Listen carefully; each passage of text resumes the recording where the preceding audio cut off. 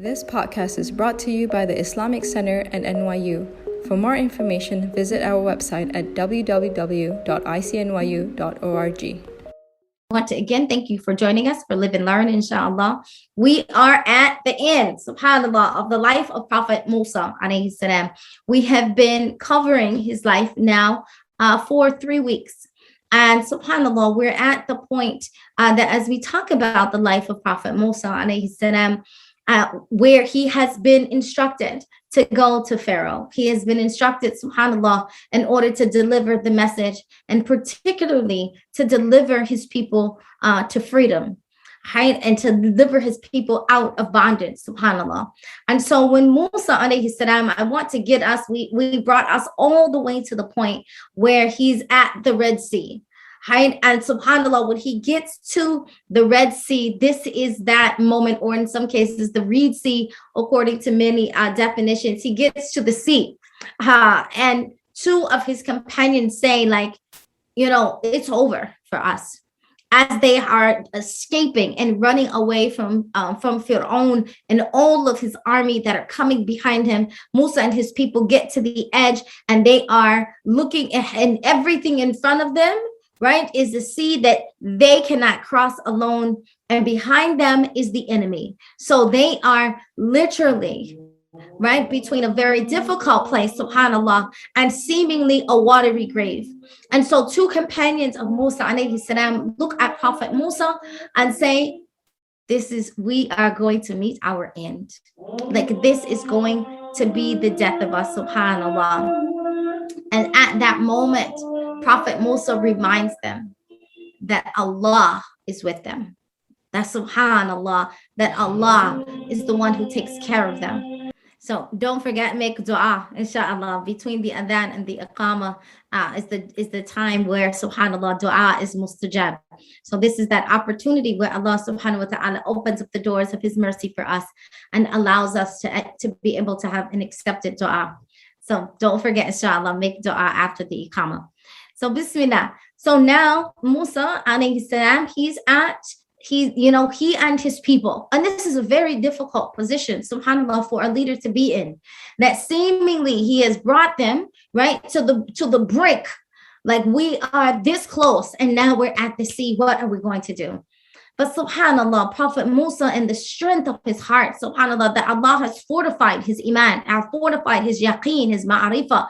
He knows that Allah subhanahu wa ta'ala does not deliver you to something, right, that he will not see you through. That Allah subhanahu wa ta'ala is not going to give you that he's not going to give you the responsibility to carry out something and not give you success in it. Subhanallah. This is something that in each and every one of our lives, that as sometimes we get to a point where we feel like, whoa, right? If I turn around, right, if I go backwards, then I'm going to, the enemy, or what is negative, or what is not for me, what is not good for me, that is what's behind me. But when I look in front of me, right, I see nothing but the ocean, and it seemingly looks like it's something I cannot cross. It looks like insurmountable odds. Allahu Akbar. This is when we get to know who Allah is. It is in these moments we begin to recognize the power of Allah subhanahu wa ta'ala. But there is a challenge that comes to us from deep within. And that challenge is whether or not we have husnul dhan or su'ul dhan of Allah. Whether or not we have a good opinion of Allah. Because in those moments where we feel like we're between a rock and a hard place, we retain that which is behind us and what in front of us seems insurmountable, right? Where the enemy feels like, I've got you now. Right now, where are you going to run? And even when our hearts are pounding in those moments of anxiety, this is that challenge. Where are you now? Where are you now with your Lord? Not where is Allah? Now, subhanAllah, Allahu mawjood. Allah is present. Allah is ready, willing, and able to assist you and to grant you what you need and what you're asking for. That's not the question. Rasulullah sallallahu alaihi wasallam said, I am to my servant as he imagines me to be. I am to my servant as he imagines me to be. Meaning, if he believes that I'm going to come to his or her rescue, then I'm going to come to his or her rescue. Right? That I'm going to deliver them. And this is exactly, subhanAllah, in this moment where Prophet Musa says to his people, right? Allah has shown me that we shall not be afraid and we shall not grieve. In this moment, we know that Allah subhanahu wa ta'ala is going to deliver us, subhanAllah. And at that exact moment, Allah subhanahu wa ta'ala orders Musa, strike your staff. I love this, right? Allah orders Musa, strike your staff, right? Now, what I love about it are two things. There is no divine ability in a stick, and we know that. Allah subhanahu wa ta'ala is saying, you, like in your obedience, in your submission, and you're responding to his command. Through that responding to his command, through that submission, through you exerting some effort, answering the command of Allah, Allah says, boom, right? Then he will deliver you. But also it's about saying, this is not about putting my trust in a stick, in a staff. This is about putting all of my trust in Allah subhanahu wa ta'ala. This is about saying, Allah wa sama'ana wa ata'ana. I heard and I obeyed. And from that, Allah subhanahu wa ta'ala says, this relationship becomes sealed. Now you're going to witness by literally you placing your trust with Allah subhanahu wa ta'ala, by you placing your heart with Allah, by you placing your ruh, you're connecting your soul with Allah subhanahu wa ta'ala. Allah says, now I will unleash greatness for you. Now I will show you that Allah al-Azim, Allahu Akbar. And subhanAllah, that Allah, the sea it got there because Allah put it there to begin with. It flows in the direction that it does because Allah commands it to flow in that direction. It's Allah's gravity that keeps it connected to what that keeps it in its place. If Allah subhanahu wa ta'ala chooses to suspend that, if Allah subhanahu wa ta'ala chooses to change his commandment, which is exactly what happens, Allah subhanahu wa ta'ala, he gives a command for the sea to flow, for the sea to remain. Now Allah subhanahu wa ta'ala gives a different commandment and he commands the sea to split and to remain that way. Right? Now, of course, on our own limited ability, this is where we get stuck, we get hung up. Sometimes we are so busy looking at our own ability or what we know as customary that we try to apply like, okay, well, intellectually or customarily, that doesn't happen.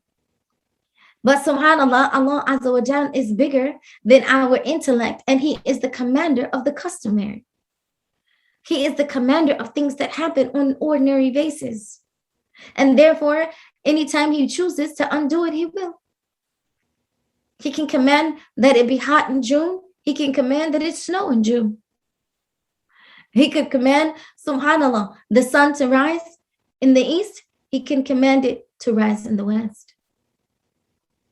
He can command, subhanAllah, just as he commands wellness, there could be sickness. Where there is sickness, there can be wellness. Where there is difficulty, Allah can command ease.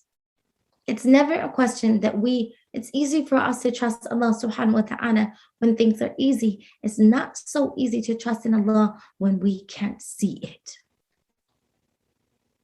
My mama always says, Allah doesn't need your vision, he has his own.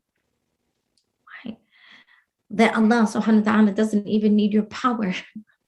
The power you have is the one he lent you, is the one he gave you. And so subhanAllah, in that moment, Musa alayhi salam teaches us the power of submission beyond intellect. Submission beyond intellect. He teaches us the meaning of yaqeen, which is to believe despite the apparent reality. Meaning, despite what it looks like, despite what you think you know. This is that moment in sujood where we all fall down and we place our foreheads on the ground and say, Allahu Akbar. Oh Allah, you mold and shape my thinking. You mold and shape my intellect. That the commandment of this world is not based upon what I can see, what I can bear witness to. The commandment of this world is not based upon even what I think is possible or not possible. The commandment of this world and the hereafter and all of its rules and regulations are upon the command of Allah Azza wa Jal, on the command of the one who created it to begin with. And so subhanAllah, as Musa strikes his staff and the Red Sea, subhanAllah, becomes split. Now, most people, they say when they give, there was a really wonderful documentary. I mentioned it last week on the History Channel, and it talked about what happened, right? What had been happening even leading up to the plagues, Musa. And one of the things leading up to the, like even at this moment, that a while before that there was an underground volcano that had erupted. And the underground volcano that erupted actually caused basically like a plate tectonic shift underneath the ocean, then releasing some gas, right? And from that gas, the water became filled with iron, changing its color, killing the fish, frogs coming out. But subhanAllah, in this moment, what happens is that very similar to the tsunami in 2006 in Malaysia, is that the plate tectonic, basically the plates underneath the earth, actually because of their splitting and their shifting, right, cause then the waves, right, to move at an enormously high rate. And so the way it is described is that what happens under the earth is that there was a shift in the earth that caused the waves, subhanAllah, to split, and that Musa could pass. Now, what's amazing about it for me, and these are things that we discover scientifically. We're not discovering, right, like this is the reason, that this is the sabab. No, what we're discovering is how Allah did it. Right? We're not discovering who did it. We're not saying that the earth is capable. We're talking about how Allah subhanahu wa ta'ala will move the earth in benefit to the believers. That Allah subhanahu wa ta'ala will split the earth asunder if it benefits the believers. That if it will grant them salvation and deliverance. Allahu Akbar. And subhanAllah, in that moment, Musa and his people, because of their faith, because of their iman, because of their tawakkul, because of their perseverance and their steadfastness, even in their awe and astonishment, they cross over. Right? So for me, it's not what happens, but it's also the exact moment by which it happens. Right? This is also part of the miracle. The miracle is what happens, but also the miracle is when it happens. Right? Like that could have, the splitting of the earth and all of that, take this, the moving of the plates, the earth plates, all that could have happened, subhanAllah, a week before. It could have happened even hours before they arrived. But subhanAllah, it happens at that moment. And that's Allah Azza wa Jal showing us his power, subhanAllah. Let me grab a. And what happens immediately after the believers cross? Allah subhanahu wa ta'ala, upon the entrance of Pharaoh, right, and his army, he releases the waters. Just as they were split for the believers, Allah subhanahu wa ta'ala brings them back together for the disbeliever. And he drowns Pharaoh and his army. Now, subhanAllah, there's several narrations that say at that moment that the angels began to become afraid. The angels who were sent to hold back the water and then release it, the angels become afraid. They become afraid because Pharaoh is showing the signs like, whoa, I have seen all of these things. Who is the Lord of Musa? What is happening?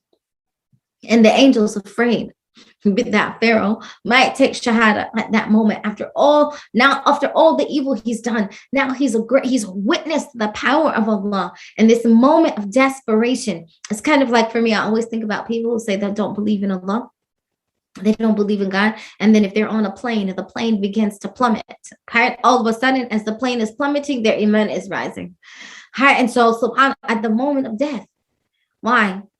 Because Allah subhanahu wa ta'ala, just as he mentions in Surah Al-Waqi'ah by meaning, is that when he says that you were in doubt about this, right? If you were in doubt, if you were in question about whether Allah is Allah, when I take the soul at the time of death, take it back from me. This, subhanAllah, Allah subhanahu wa ta'ala is proving his greatness in that moment. In the moment of death, you have no power. Allah subhanahu wa ta'ala is proving it to you. That, as Pharaoh used to say, I'm the one who gives life and I give death. And for all the death that he caused, he's thinking that he's the doer. But in that moment, he cannot save his own self from the death of Allah subhanahu wa ta'ala's commandment, that Allah commands his death. And so, subhanAllah, the angels becoming so afraid that he might take shahada in that moment. There's some narrations that say they begin to put dirt in his mouth, keep him from speaking, to be sure. SubhanAllah, so for all the evil. Why? Because even they know the mercy of Allah Azza wa Jal. And they say, maybe, who knows, if he takes shahada, Allah subhanahu wa ta'ala might forgive him in those last moments. Right? And so the angels so upset with all that Pharaoh had done to Musa and his people, for all the harm that he had caused, for all the shirk that he had committed, for all the commandment of people to worship him, subhanAllah, out of love and honor for Allah subhanahu wa ta'ala. And they said, we dare not even allow you to speak our Lord's name at this moment. That we will not allow you to say Allah at this moment. SubhanAllah. And so Musa and his people, they make it on the other side. And honestly, this is what's most important. What happens next is actually beyond the miracle. It's not when Allah subhanahu wa ta'ala, not only when Allah shows us his power, because he shows us his power all the time. It's what do you do after you're saved is the question. When they get on the other side, subhanAllah, we know the story that happens to Prophet Musa is that initially they're steadfast, they're praying, they're listening to Prophet Musa, they're doing their best to be obedient, right? They're doing their best to be steadfast. And then they start, becomes a disruption in the heart. The peace is wearing off because they haven't reached a maqam of peace, of sakina. Their ego has not been completely placed into check. How do we know? Because the moment that hunger arrives, the moment that subhanAllah, there's uncomfortability, the moment they realize like, oh wait, we don't have our old life like we used to have. We don't have the same food, right? We're out here in this desert. The climate is different. We don't have the comfort of our own homes. They also don't have the same oppression as they had before. They also don't have the same trials and hardship. But now, subhanAllah, now that they're saved and the comfortability is wearing off, and now that there's another level that's required, another level of gratitude, another level of faith, another level of action internal. There's another level of hijrah. See, it's one thing to make a physical hijrah, to make a physical migration running from your enemy. It is another thing to say, now, oh Allah, I turn myself completely toward you and I do exactly as you command me. That's different. That's different.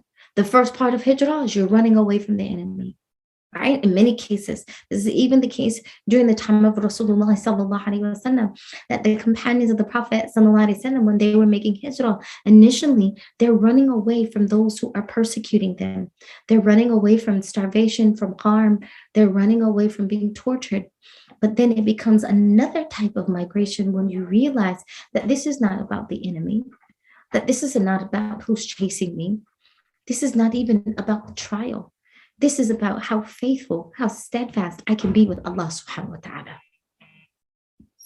That when the difficulty is over, do I have istiqamah? That's what this is about.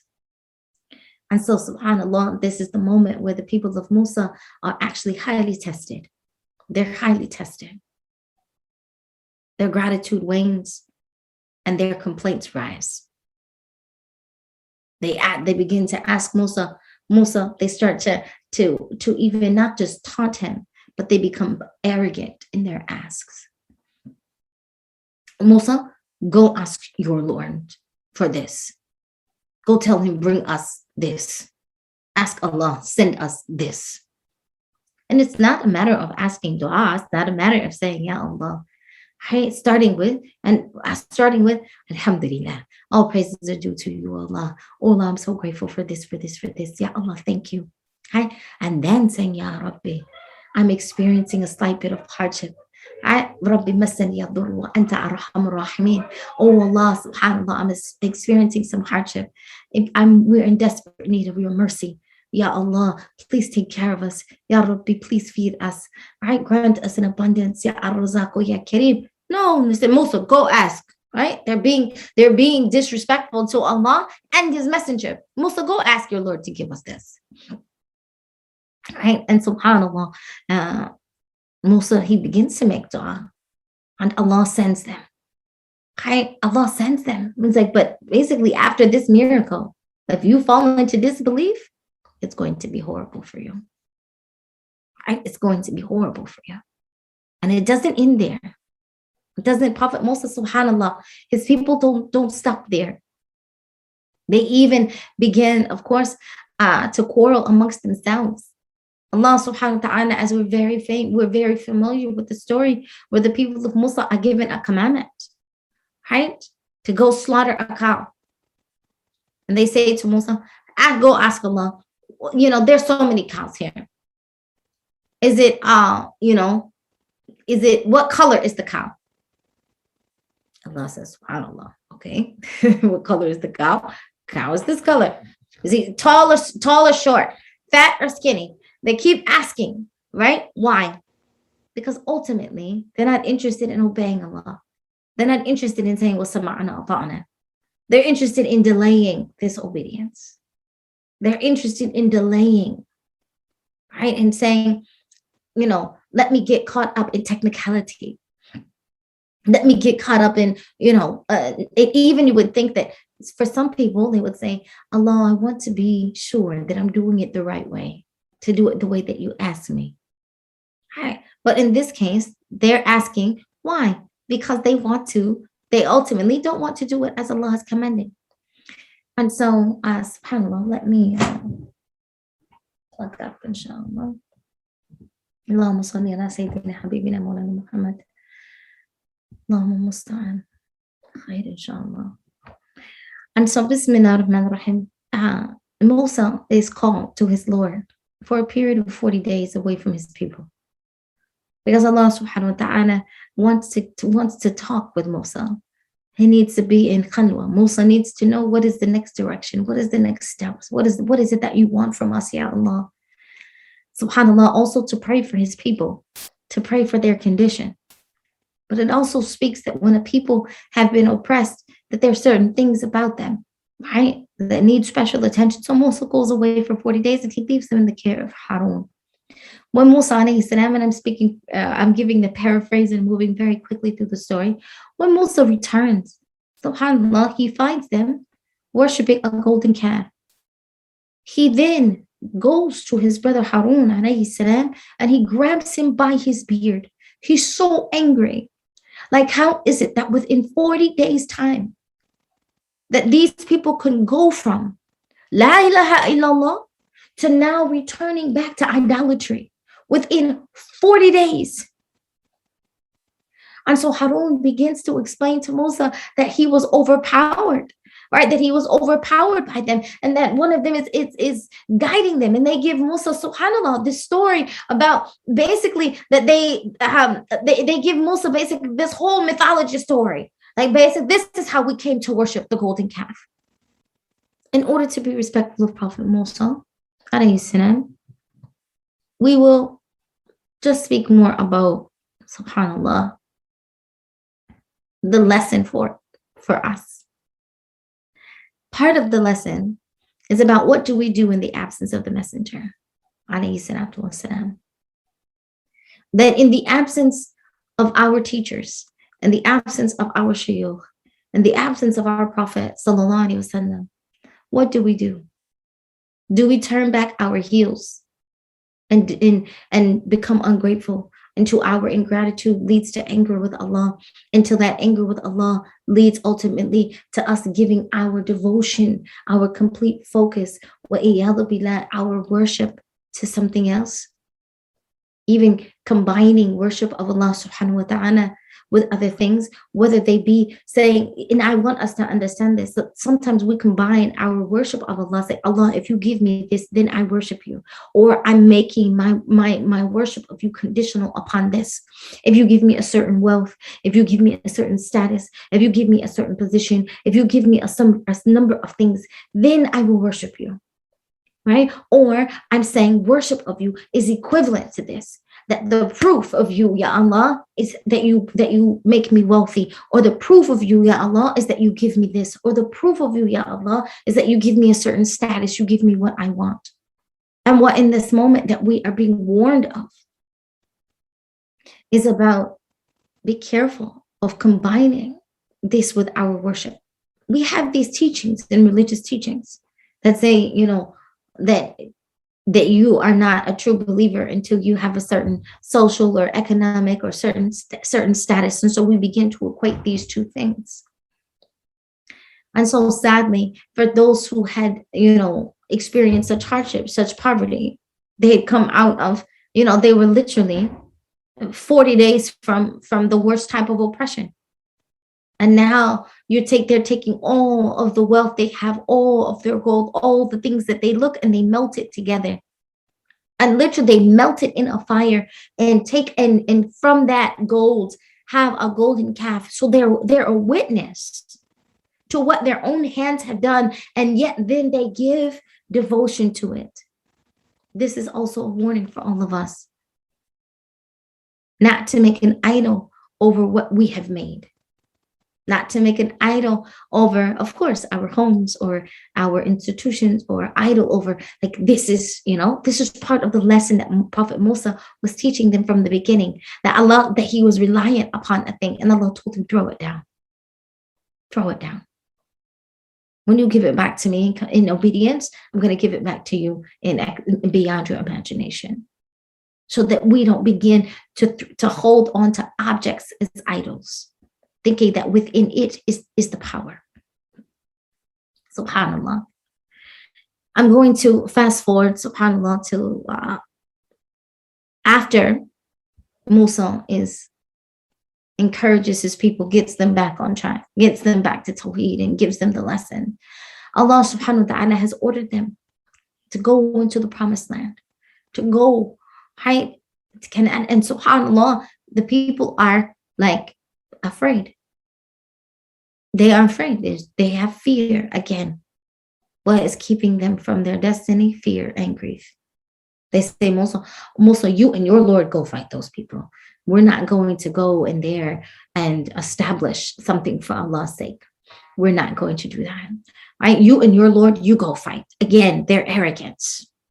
Right? As if SubhanAllah, they don't realize a very important lesson. We're not in this world for us to test Allah and His strength. We're in this world for Allah Azza wa Jalla is testing us. We're the ones proving our faith, our iman, our end of the deal.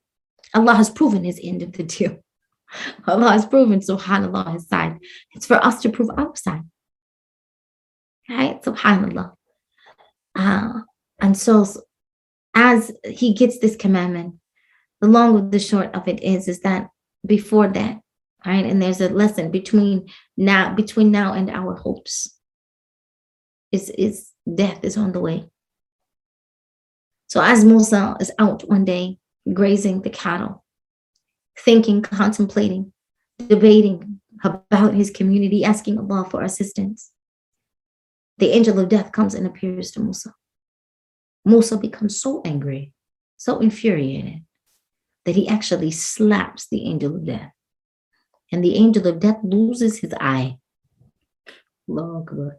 He goes and he complains to Allah. Ya Allah, look what your servant did to me. Look what your servant did to me, Ya Allah. And SubhanAllah, Allah heals him and says, okay. Right? because Musa is angry. Like, how dare you appear to me in this state? He says, don't you see the condition, the state of my people? Don't you see their condition, their state? I can't die now. SubhanAllah, the angel of death says, listen, I'm just here. I'm here on command. I'm not in control of the time. I'm here on command. SubhanAllah. And Prophet Musa alayhi salam is then given the choice by Allah to say, tell him, place his hand down on his ox, right? That's next to him. And if he wishes, he has a choice. He can go now. Or as his hand is underneath the ox, I will increase his life by the number of hairs underneath his hand. So the angel of death comes back and delivers the message. Prophet Musa does as he says, and he looks under his hand. And as you know, all the hairs of underneath an ox are many. And he begins to contemplate, like, how many more years is that? More than probably I can count in this moment. And subhanAllah, Musa makes the decision that now is the time that I shall respond to Allah's command now. And at that moment, the angel of death comes and takes Prophet Musa alayhi salam. And he never actually sees his people in deliverance. He never sees them enter into that which they were promised. Even though Musa alayhi salam, his promise is fulfilled. The promise that was given to his mother is fulfilled. That subhanAllah, Allah gave him imamah. Allah made him from messengers. Allah returned him to him. SubhanAllah, he led his people. But there is a big difference, right? In our own personal challenge. That whether or not we as followers, as believers, will we be able to surmount our own fears, our own grief, our own apprehensions, right? Will we be able, in order to have istiqamah, to be firm upon sirat al-mustaqim, will we be allowed, right? Even in the absence of our teachers or our shuyukh or our prophets, will we be those who are firm and don't deviate? Will we trust Allah subhanahu wa ta'ala in every circumstance, in every difficulty? It's easy, right? For the prophets demonstrate, but we have to follow. And so this is what's upon us. This is what is upon us now. May Allah subhanahu wa ta'ala give us the type of iman that allows us to follow. May Allah subhanahu wa ta'ala grant us istiqamah. May Allah subhanahu wa ta'ala make us amongst those who are firm upon sirat al-mustaqim and never deviate, who never fall into shirk, who never allow our own trauma to keep us from obeying Allah subhanahu wa ta'ala on his first command. Subhanakallahumma wa bihamdika ashhadu an la ilaha illa anta astaghfiruka wa atubu ilayk. If you would like to listen to more, please donate to www.icnyu.org/donate. For more of our virtual programs, go to www.icnyu.org/classes. If you have any questions, email us at info@icnyu.org.